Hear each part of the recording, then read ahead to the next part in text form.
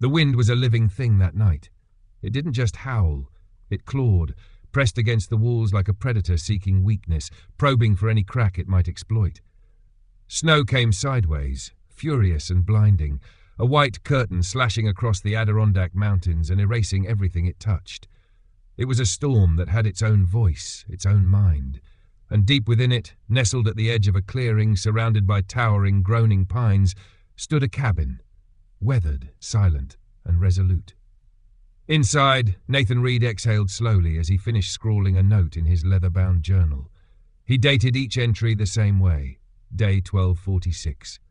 Nearly 3.5 years since he'd retreated to the woods, since he'd last saluted, last obeyed an order, last stood among men who knew what it meant to shoulder lives in your command and wake up every morning haunted by the ones you couldn't bring back.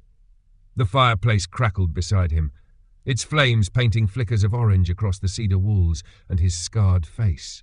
From his right temple to the edge of his jaw, a pale reminder ran like a crack in glass. 2 fingers were missing from his left hand, long gone in a blast outside Kandahar. But these were the visible wounds, the ones that could be traced with a finger, pointed to, named. The real ones, the ones that made him wake at 300, drenched in sweat, that made him flinch at door knocks and thunder, those were deeper and quieter. The cabin was his bunker now, a structure chosen with purpose, not desperation. The nearest neighbour was 5 miles down a dirt road impassable for half the year. No television, no internet, just a shortwave radio he turned on twice a day, once for weather, once for a sliver of the world he no longer belonged to. His cell phone stayed off unless his VA counsellor insisted on a monthly check-in. Even then, he spoke in short, measured phrases, like someone reading coordinates rather than a conversation. Nathan moved with the kind of precision that never left a Marine. The firewood was stacked like a formation, aligned perfectly next to the hearth. The pantry shelves were organised by expiration date, and every item had its place. The chair he sat in each evening, a battered leather recliner from a surplus store, was positioned exactly where it needed to be for maximum warmth and line of sight to the front door. Next to it, a dog-eared biography of General Sherman and a half-glass of bourbon. A single indulgence, rationed with the same discipline as everything else in his life. That night, the wind was worse than usual. The storm had arrived with teeth, gusts that bent trees and buried paths. The forecast had warned of 2 inches of snowfall per hour, a white siege that would last well into morning. Nathan had spent the day reinforcing the woodshed roof, securing extra supplies, and double-checking the generator's fuel reserves. It was the kind of preparation he found oddly soothing. In a world where most battles couldn't be planned for, he relished the rare ones that could. He stood at the window now, watching snow swirl in the pale glow of the porch light. It moved like smoke, soft and relentless. In that quiet fury, Nathan found something close to peace. It wasn't joy, not quite, but it was silence. And sometimes silence was enough. Dinner was at 1800 hours, sharp, a venison stew he'd canned in October, reheated on the wood stove and eaten in silence. At 1900 he tuned into the radio, more of the same. Power outages across the state, roads closed, authorities urging residents to stay inside. He marked the information in his log. Blizzard conditions, near 12 degrees with wind chill, all systems operational. By 2100 he was reading again, Sherman's retreat into Georgia unfolding in cold, elegant prose. He preferred biographies of soldiers, men who had stood at the edge of humanity and survived. Their stories were painful, but they made sense. They followed rules, however brutal. Real life was messier. Then he heard it, a sound. Not the groan of trees or the shriek of wind. Something sharper, more deliberate, a scratching. Nathan froze, tilted his head. The sound came again, closer this time. A whimper. He lowered the book, sat up straighter. Another whine, so faint it could have been his imagination. But Nathan's instincts didn't lie. 3 tours in Afghanistan had taught him to listen past the noise, to recognize what didn't belong. No animal would be moving in this weather. Even the wolves stayed low. Bears were in hibernation. The forest had gone silent weeks ago. Yet the noise at the door was insistent now, a soft pawing, a high-pitched, deliberate cry. He reached for the rifle by the door. Habit, not fear. Emotion burned into his muscle memory. But something stopped him. That sound, it wasn't wild. It wasn't random, it was trained, familiar, a message, not a threat. Then the memory struck him like a jolt, a dog, ears perked, pawing gently at the tent flap in Helmand province, asking for permission to enter, communicating with a handler in silence. Nathan crossed the room before he even realized it. The door groaned on its hinges as he opened it. Wind punched through the cabin like a wave. Snow whipped inside, freezing the floor in seconds. But Nathan wasn't looking at the storm. He was looking at shadows. 3 shapes huddled on the porch, large, unmoving, trembling. As his eyes adjusted, the shadows sharpened. Dogs, big ones. Belgian Malinois. Their fur slick with ice, paws bleeding into the wood, breath shallow and strained. One stood barely favouring a front leg.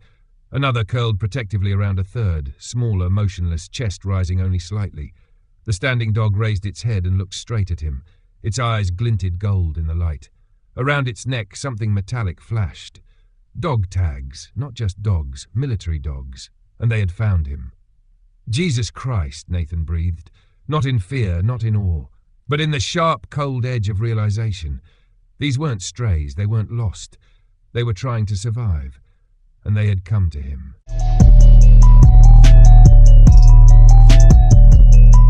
Nathan didn't think. He just moved. The moment the dogs crossed the threshold, instinct took over. An instinct so deeply wired it bypassed logic.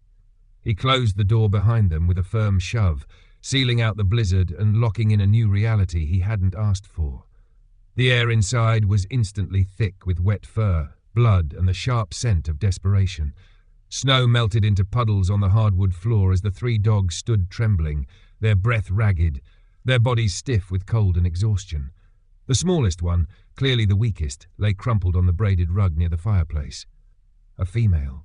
Sleek tan coat, taut muscles, eyes half-lidded and glassy. Her breathing came in short, uneven gasps.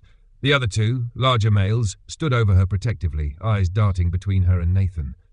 One of them growled low, not in aggression, but as if issuing a warning. "She's ours. She matters. Don't make a wrong move." Nathan raised both hands slowly. "Easy," he said softly, his voice even and low. "I've got you now." He dropped to one knee beside the injured dog, scanning her body for obvious trauma. Her front leg looked fine, but when he touched her back haunch, she whimpered, a sound so pitiful it tightened something deep in his chest. The joint was swollen, radiating heat. Infection. Possibly a break. He didn't need x-rays to know this dog was in trouble. The males hovered close, but didn't interfere. Their presence was measured, controlled. Every move calculated. Nathan had seen this kind of discipline before, years ago, in K9 units attached to his squad. These dogs weren't just trained, they were elite. Special operations level. He moved quickly to the bathroom and retrieved the emergency medical kit. It was a habit he'd never broken, stock for humans, but keep some basics for dogs too. Old reflexes died hard. As he returned, he felt the dogs. Eyes follow him, judging him, deciding. The larger male took a single step between Nathan and the female, then paused. No growl this time, just a stare, intense, appraising. Nathan understood. "Let me help her," he murmured, not looking away. The dog held his gaze for 3 seconds longer, then stepped aside. He worked with care, rinsed the wound with warm water, cleaned around the swelling, applied antibiotic ointment, loosely wrapped the leg with gauze. She flinched, but didn't resist. That alone told him everything. She trusted him at least enough to let him close. As he worked, he finally noticed the tags hanging from her vest. The name stamped into the metal glinted in the firelight. Echo MWD Mecca 38729 US Marines. His fingers froze for a beat. Military working dog. Echo. The code number and unit insignia beneath it confirmed what he'd suspected. He checked the others. The one closest to the door wore a tag labeled Delta.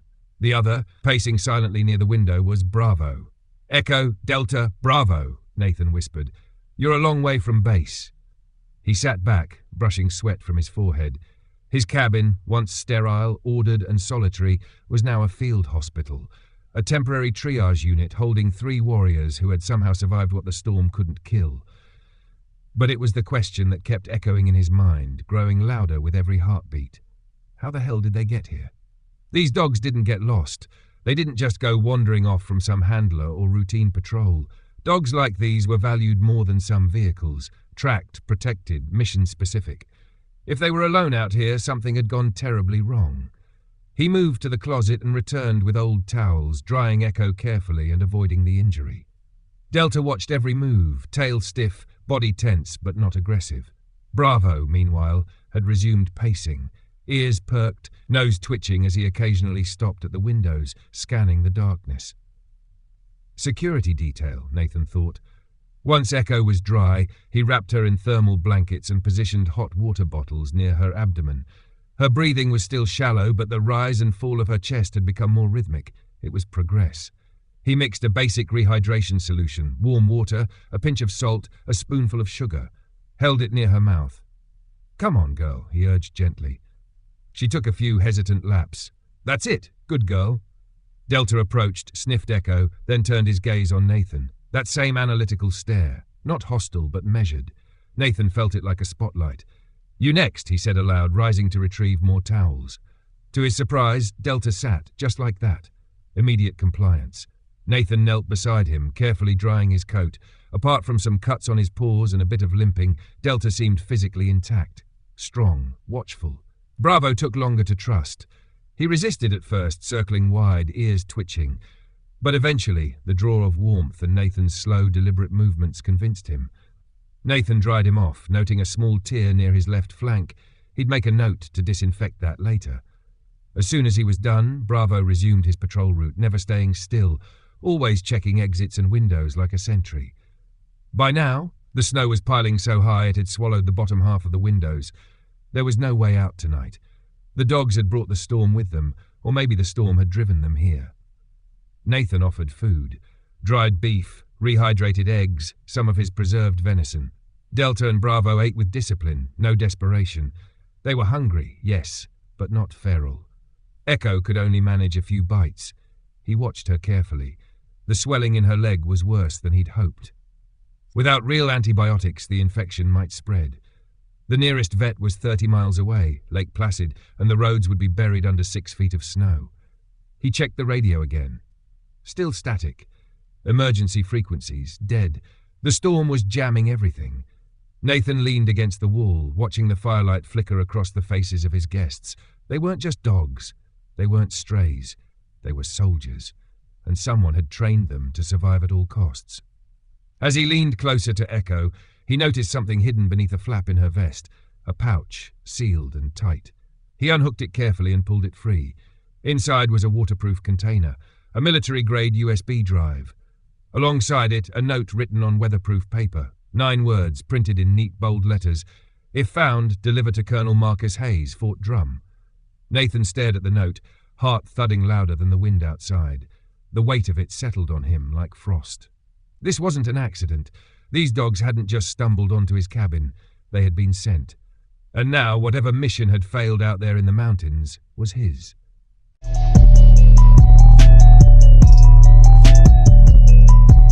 Nathan sat in silence for a long moment, the note resting in his palm like a live grenade. Deliver to Colonel Marcus Hayes, Fort Drum. There was no ambiguity, no margin for misinterpretation. The dogs hadn't just come to him. They'd been sent, and not randomly. Someone had calculated that he, of all people, could be trusted to finish what others had started. He set the waterproof container aside and turned back to Echo. She was watching him now. Not just in pain, but with awareness, her amber eyes tracking his movement. Delta lay beside her, his body curved protectively against hers. Bravo remained near the door, ears twitching at every gust of wind. These weren't lost animals. They were operators on standby, awaiting next orders. And like it or not, Nathan had become their commanding officer. He returned to the med kit and rifled through it, calculating options. His stock of human antibiotics included a broad-spectrum drug from an old prescription. Not ideal, not veterinary approved, but better than nothing. He crushed half a tablet and mixed it with warm beef broth in a small bowl. Then, using a plastic syringe, he gently lifted Echo's head and eased the mixture into her mouth. She swallowed with effort, her breath rasping between each dose. When she finished, she let her head fall back against the blanket. Nathan exhaled slowly, brushing his hand across her forehead. "Hang in there, girl," he murmured. "You didn't come this far to quit now." Delta lifted his head and stared at Nathan with that same unnervingly human clarity. Not suspicion, not fear, just observation, assessment. It was the same look Nathan had seen in Kandahar when Ripper, his squad's Belgian Malinois, had locked eyes with him in the seconds before alerting to an IED. The dog had known, trusted him to act. Ripper had died 2 weeks later, taking a bullet meant for Nathan's second in command. That memory struck hard now, resurfacing like shrapnel. Nathan looked at Echo again and saw too much of the past reflected in her still body. "Where's your handler?" he asked quietly, more to Delta than anyone else. Delta's ears pricked forward at the word. Handler. The dog rose slowly, limped to the door and stood at attention. He looked back once as if waiting for Nathan to follow, then returned to Echo's side and curled up again. The message was clear. They'd been separated, not by choice. And now the responsibility, whatever it was, had been passed to him. Nathan moved to the radio and tried the emergency frequency again. Nothing but static. He scanned the dials, adjusted the antenna, even tapped into the backup battery system. Still dead. The storm was too strong, the signal too weak. He glanced at the satellite phone, resting on the shelf near his journal. He hadn't used it in over a month. It remained off except for scheduled check-ins. But this wasn't a scheduled anything. He powered it on, watching as it struggled to find a signal. Finally, 2 weak bars appeared. He scrolled to the number he hadn't dialed in years, the Fort Drum military police desk. It rang, once, twice, then connected. Fort Drum, duty officer. Nathan's voice returned without hesitation, crisp and clipped. "This is former Staff Sergeant Nathan Reed, United States Marine Corps. I need to speak with Colonel Marcus Hayes. Priority 1. It's about 3 military working dogs currently in my custody." There was a long pause on the other end. Then, "Sir, can you clarify how you came into possession of MWDs?" "They arrived at my cabin in the Adirondacks during the storm. Tactical vests, identification tags. One is injured. They're trained. Special ops dogs. They're carrying a sealed container addressed to Colonel Hayes." Another silence. Then muffled voices in the background, papers shifting. "Sir, please provide identification numbers from their tags." Nathan read them one by one. Echo, MWD Mecca 38729. Delta 39214. Bravo 39098. He waited. Understood. Verifying now. Please provide your full name, rank, service number and current GPS coordinates. Nathan complied. The verification process took 5 more minutes. Then the tone on the other end changed, from formality to urgency. "Staff Sergeant Reed, a team is being dispatched to your location. Weather conditions are limiting options, but ground transport is being arranged. Estimate arrival at 1600 hours. Do not attempt to access the package. Maintain your position and continue caring for the animals." "Copy that." The line went dead. 30 seconds later, the phone rang again. Nathan answered, a new voice. Commanding. Familiar cadence. "Reed, Colonel Hayes, confirm you have Delta, Bravo and Echo in your custody?" "Confirmed, sir. Echo's injured but stable. The package is secure and unopened." "Good work, Sergeant. Listen carefully. A recovery team is en route, but conditions are severe. You are to maintain custody of both the dogs and the package. Do not, repeat, do not attempt to access the contents." "Understood, sir. Permission to speak freely?" "Granted. Make it quick. These dogs didn't find me by accident. Who sent them to me?" A pause. Short. "That information is classified, but your assessment is correct. Your location was chosen deliberately. Details will follow when the team arrives." Then the line went silent. Nathan lowered the phone slowly, deliberately. He turned and met Delta's gaze again. "They sent you to me, specifically." Delta didn't move, but his tail gave a single deliberate wag, an indicator, a signal, confirmation. Nathan crossed to the corner of the cabin where his old rucksack still hung on a hook. He hadn't touched it in over a year. But now, as Delta padded over and pressed his nose to the Marine Corps emblem stitched on its side, Nathan understood. These dogs didn't just stumble onto a cabin. They were guided, programmed, trained to find him, and someone, somewhere, had trusted him enough to receive them. He moved quickly now, checked supplies, measured fuel, calculated food stores. He had enough to last 2 weeks, maybe 3, if rationed, but not enough for a full squad of elite working dogs. Still, none of it mattered until Echo stabilized. He returned to her side and checked her vitals. Heart rate up, breathing shallow, but steady. He removed the old bandage, cleaned the wound again. The infection hadn't worsened, which was a good sign. He reapplied the ointment and wrapped it tighter this time. As he leaned back, she licked his hand once. not much, just a brief, deliberate touch. But it stopped him cold. Military working dogs weren't taught affection. They were trained for endurance, obedience, and action under fire. That lick was not conditioning. It was acknowledgement. A thank you. He sat back on his heels and looked around the cabin. The logs crackled in the fireplace. Snow pressed heavy against the windows. Delta and Bravo maintained their vigil. Echo slept, finally, her chest rising in peaceful rhythm. Somewhere in the distance, a life had been placed in his hands. And now, ready or not, the mission had begun.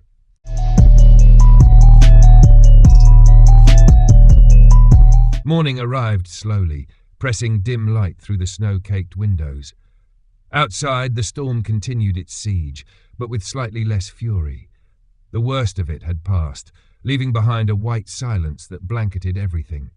Inside the cabin, Nathan moved with quiet efficiency, his steps measured, his breath misting in the cold air that still clung to the edges of the room. The fire had been maintained through the night. Echo's condition had stabilized, her temperature normalized, and the infection in her leg showed the slightest improvement. She remained weak but alert, her eyes following Nathan whenever he moved. Delta lay curled protectively beside her, head resting on his paws, but ears perked, always listening. Bravo paced near the windows, still on self-appointed sentry duty. Nathan had gotten no sleep. Every hour he checked Echo's vitals, refreshed water bowls, added wood to the fire, and reviewed his notes. He had slipped back into his military rhythm without resistance. Triage, assessment, planning. It was muscle memory, but it came with a strange calmness, a sense of clarity he hadn't felt in years. The man who had buried himself in these woods was no longer hiding. He was operating again. After feeding the dogs and confirming that Echo had taken another small dose of the makeshift antibiotic broth, Nathan returned to the sealed pouch. The weight of it still felt unnatural in his hand, too heavy for something so small. He placed it on the table, alongside the weatherproof note. If found, deliver to Colonel Marcus Hayes, Fort Drum. He hadn't opened the USB drive. The order had been clear. Do not access the contents. But the implications wouldn't leave his mind. Someone had deliberately chosen him as the failsafe. Out of all possible fallback options, someone had determined that Nathan Reed, the exiled Marine hiding in a forest cabin, was the right man to hold the package. He locked the drive and the note in the drawer of his writing desk. Then, just to be sure, he placed a bolt-action trigger bar across the drawer's edge and camouflaged it with a folded wool sweater. His security instincts had returned full force. If someone came looking for that drive, he would know it the moment they tried. By 0800, he attempted radio contact again. The static had lessened. Faint voices emerged, rangers coordinating response teams, relaying reports of power outages, downed trees, missing hikers. He transmitted his message on the emergency band. This is Nathan Reed, Whiteface North Cabin, requesting emergency assistance. 3 military working dogs, 1 injured. Critical condition, urgent need for veterinary support. He repeated it 3 times. No response, only static. The satellite phone remained powered, but signal strength fluctuated too much for sustained connection. His earlier call had likely used the only stable window. There would be no contact until the skies cleared enough for consistent satellite positioning. Nathan turned his attention back to the dogs. Delta and Bravo remained vigilant. He noticed something new as he observed them, scar patterns on their muzzles and legs, subtle but unmistakable. They had seen combat, multiple deployments, judging by the markings. These weren't fresh recruits. They were veterans, and not just of war zones. Their behavior confirmed it. The way they coordinated silently, the way they shifted positions at the slightest sound, how they never fully slept. He moved to Echo's vest, examining its seams. Tactical material, reinforced with Kevlar panels.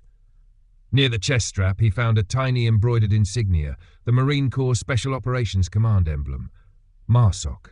These dogs weren't standard issue. They were part of a top-tier unit, trained for reconnaissance, tracking, explosive detection, close-quarters security. Only a handful of handlers in the country would be qualified to work with them. And yet, here they were, in his cabin, without their handler. Nathan turned toward Delta. "Where's your partner?" he asked again, his voice low. Delta didn't react at first. Then, as if considering the question, he rose and padded over to Nathan's old rucksack again. He nosed it, then looked up. Nathan stood slowly, unhooked the bag and set it on the floor. Delta didn't move, just waited. "All right," Nathan muttered. "Let's see what else you've got." He unzipped the front compartment. Inside was a smaller pouch he hadn't opened in years, a medical kit he'd carried on his final deployment. Beneath it, something stiff pressed against the fabric lining. He reached in and pulled out a laminated photo. 3 Marines in desert fatigues, smiling awkwardly beside a tall Belgian Malinois. The dog in the photo had the same amber eyes as Delta. Nathan stared at the photo, memory flooding back. Kandahar, 2011. A young corporal had joined their unit for a joint patrol, fresh out of training but composed beyond his years. The handler's name was Reeves, Jamie Reeves. Quiet, methodical, sharp. Delta had been his dog. The realization hit Nathan like a slap. "You were with Reeves," he said aloud. Delta's tail twitched once. Nathan continued, "And Reeves, he sent you here." He pulled the chair closer to the fire and sat down, the photo still in his hand. The implications now spiraled outward in all directions. If Reeves was still active duty, and if he was partnered with Delta, Echo and Bravo, then this wasn't a lost unit. This was a mission gone wrong, catastrophically wrong. And whatever data the USB drive held, it was significant enough that someone had risked sending 3 elite dogs across miles of frozen wilderness in a blizzard to reach him. Not to a ranger station, not to a base, to him. Nathan set the photo aside and looked at Echo again. Her breathing was steady and her eyes half closed but peaceful. She was resting without stress. Healing, maybe. But time was running out. If Reeves had sent them, he might still be out there. Injured, hiding, or worse. Nathan rose, went to his equipment closet and pulled out his winter survival gear. Layers of insulated clothing, tactical boots, thermal gloves, his hiking pack, a field knife, and the .308 rifle he'd sworn never to carry again. He didn't hesitate as he laid the gear out on the table. Across the room, Bravo perked up, watching his movements with interest. When Nathan turned, the dog was already standing at attention, posture alert, tail still. "Ready. You coming with me?" Nathan asked. Bravo took one deliberate step forward and sat, another indicator, confirmation. Nathan turned to Delta and Echo. "You stay here," he said, though he knew they couldn't understand every word. "I'll find him." He looked once more at the locked drawer. The mission was bigger than one man, bigger than 3 dogs. Whatever was on that drive had to reach Fort Drum, but Reeves had trusted him not only to guard it, but to act. He packed quickly, enough food for 24 hours. Water. Emergency flares, a compass, GPS unit, medical supplies. When he was ready, he kneeled beside Echo, who opened her eyes and blinked at him. "I'll bring him back," Nathan said. He didn't say it like a promise. He said it like an order. Outside, the snow was deep, but the wind had quieted. Bravo trotted to the door and waited, tail straight, muscles tense. Nathan pulled the door open. The cold slapped his face like a challenge. He stepped into it without hesitation. And behind him, 2 dogs watched a Marine return to the battlefield.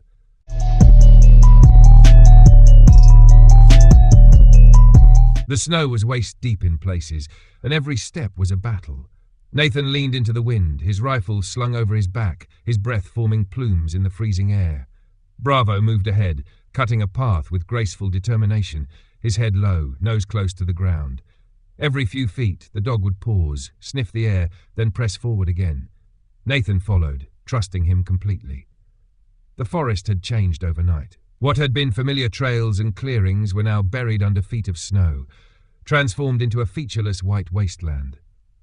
But Bravo moved with purpose, as if he knew where to go, not by sight, but by memory, scent, instinct. Nathan had worked with dogs like him before. He knew the look in their eyes when they were on task. Somewhere out there, Lieutenant Commander Jamie Reeves might be alive, or dying, and if he was dead, the dogs would still find him. They moved northeast, away from the main trail and deeper into the backcountry.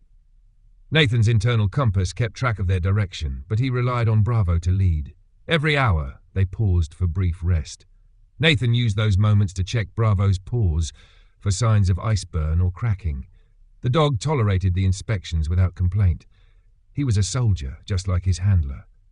After 3 hours, they came upon signs, small, nearly buried. A depression in the snow where something had lain. A torn piece of fabric, partially frozen, caught on a branch. Nathan knelt and picked it up. military-grade camo, blood on one edge. He showed it to Bravo. "Find," he said. The dog sniffed it once and bolted ahead. Bravo's pace quickened, and Nathan's adrenaline surged with it. They climbed a ridge, then descended into a narrow ravine where the snow was less deep. Here trees formed a partial canopy, and the wind couldn't reach them as easily. At the bottom of the ravine, Nathan spotted something that made him stop cold. A blind, camouflaged tarp stretched between fallen logs, half covered in snow, barely visible unless you knew to look. Nathan approached slowly, rifle ready. Bravo stood to the side, silent, alert. "Reeves?" Nathan called out. No response. He stepped closer, peeled back the edge of the tarp. Inside, curled into a fetal position beneath a thermal blanket, was a man. Pale, barely conscious, beard frosted with ice. His eyes fluttered open at the sound of Nathan's voice, and recognition flickered faintly. "Reed?" he croaked. "Jesus," Nathan breathed. "You're still alive." Reeves managed a weak smile. "Took you long enough." Nathan dropped to his knees, pulled off his gloves and checked for a pulse. It was there, thin but steady. He assessed quickly. Frostbite on the fingers, shallow breathing, signs of dehydration.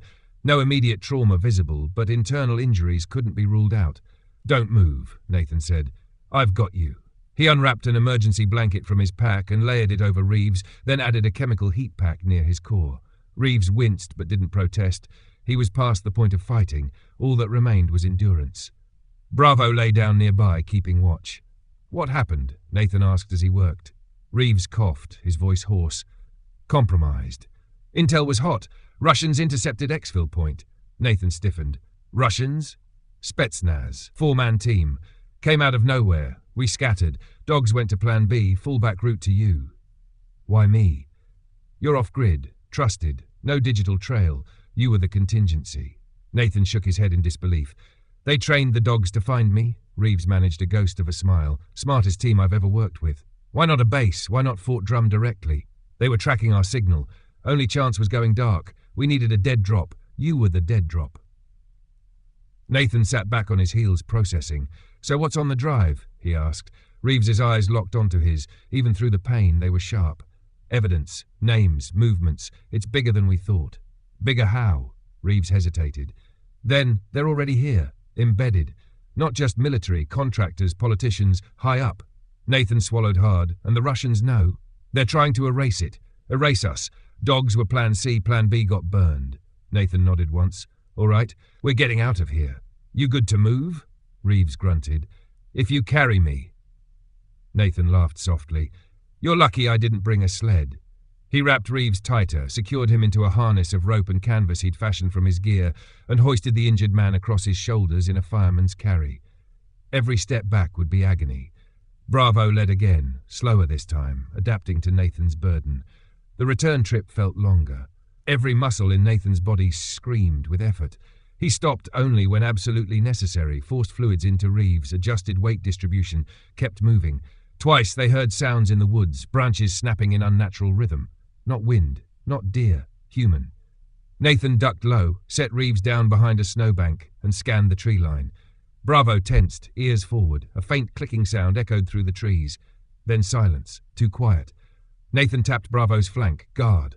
The dog moved instantly, circling behind the noise source. Nathan followed at an angle, rifle raised. For 10 minutes they scouted. Nothing. Whoever it was had vanished or was watching. They returned to Reeves, who had drifted into a light sleep. Nathan checked his vitals again. Stable, for now. By the time they reached the edge of the ravine, the sun was beginning to dip, casting a pale amber light across the snow. The cabin was still a mile away. Then ahead, through the trees, Nathan saw movement. Not animal, not Bravo, human. A figure dressed in winter gear carrying what looked like a medical pack. She moved with confidence, scanning the area like a trained operator. Nathan raised his rifle halfway, just enough to be cautious. The figure turned, saw him, and lifted one hand in a clear signal. Not a threat. "Captain Sarah Winters," she called. "Marsoc Medical. I'm here for the package and for you." Nathan lowered the rifle. "About damn time." She reached them, checked Reeves quickly, nodded with approval. "He's tough. He might make it." "We're not losing him," Nathan said. Winters looked at Bravo. "And you must be the muscle." Bravo wagged once. Winters handed Nathan a small encrypted radio. "Backups en route. ETA 45 minutes. Hold here." Nathan shook his head. We're not sitting ducks. There's movement behind us, Winters replied. We know. We're setting up a perimeter, but you're right, this place isn't secure. She looked at Reeves. We need to move. Can he walk? No, but I've got him, Winters nodded. Then let's finish it. Together they began the final push back toward the cabin. Nathan carried Reeves, Bravo at his flank, and Winters covering the rear. Snow crunched beneath their boots, the shadows deepened around them. The storm had passed, but the war was just getting started.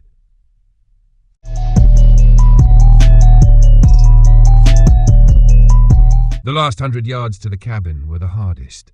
Snow clung to their legs like wet cement, and Nathan's arms trembled from hours of carrying Reeves' weight. But he didn't slow down. Not with Bravo moving like a shadow at his side, not with Captain Winters scanning the tree line every 3 seconds, not with the knowledge that something was watching.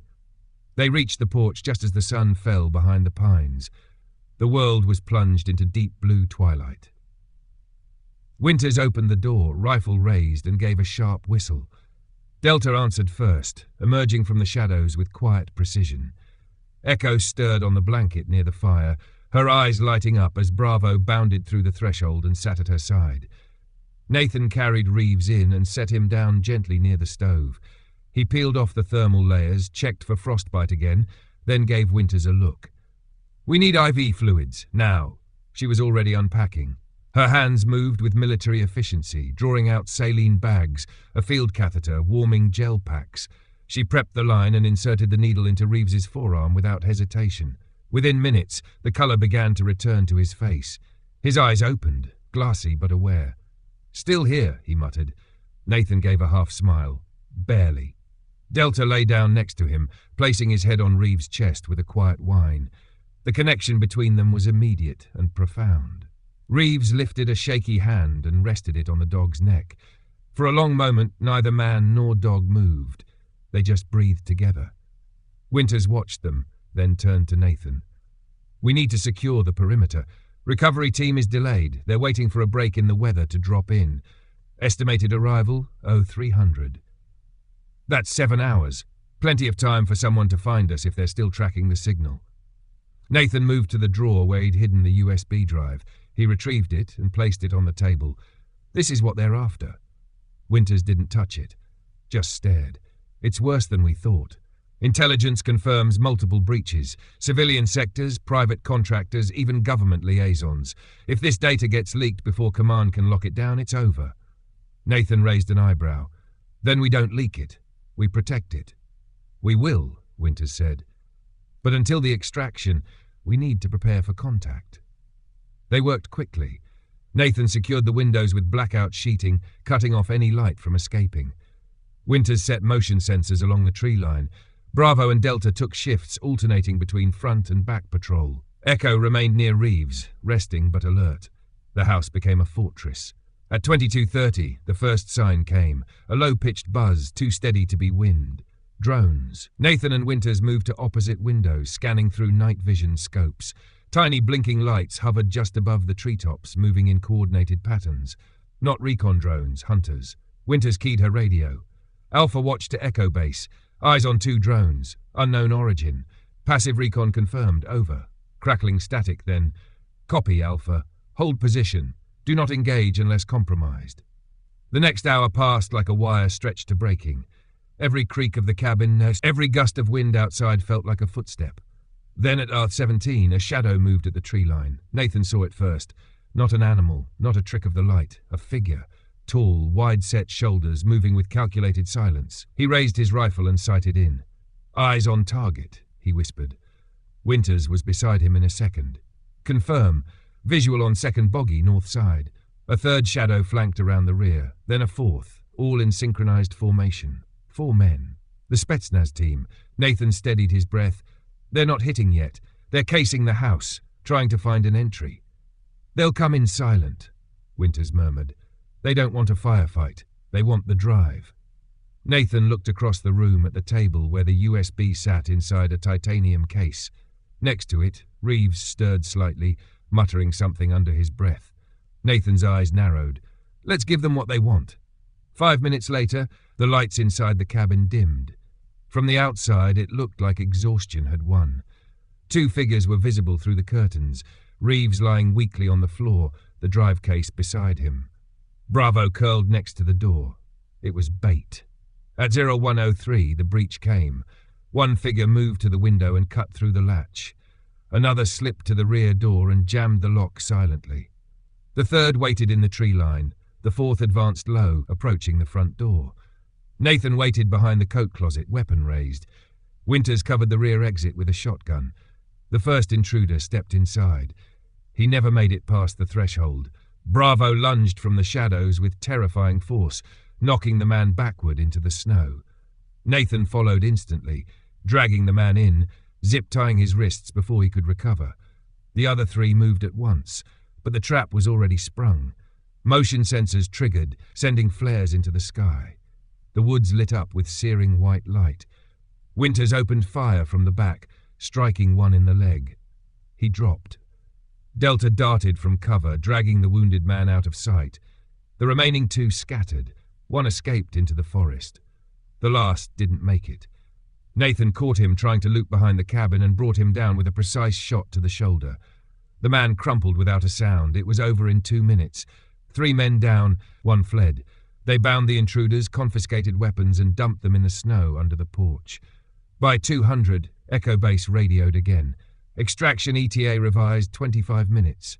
Reeves was stable. The dogs were safe. The drive was intact. Nathan sat down for the first time in hours, his back against the wall, sweat freezing on his neck. Winters came over, handed him a thermos of hot broth. "You did good, Sergeant," she said. He took a sip, then nodded toward the sleeping dogs. They did better. By 245, helicopter blades thudded through the sky. The forest lit up once more. Searchlights, orders, extraction. The team descended like ghosts, securing the prisoners, lifting Reeves onto a stretcher. Winters handed off the drive to a senior officer and saluted. As they loaded up, Nathan hesitated. The dogs sat beside him, Echo limping slightly, Delta calm, Bravo still scanning the trees. One of the handlers approached. "They'll come with us," he said. "We'll get them home." Nathan looked at Echo. She stepped forward and pressed her nose to his palm. A thank you and a goodbye. He nodded. "Take care of them." "We will." As the chopper lifted, snow whipped around them, scattering the tracks. Nathan stood in the silence, the sound of rotors fading. For the first time in years, he didn't feel alone.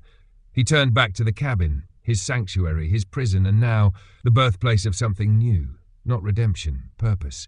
And that finally was enough.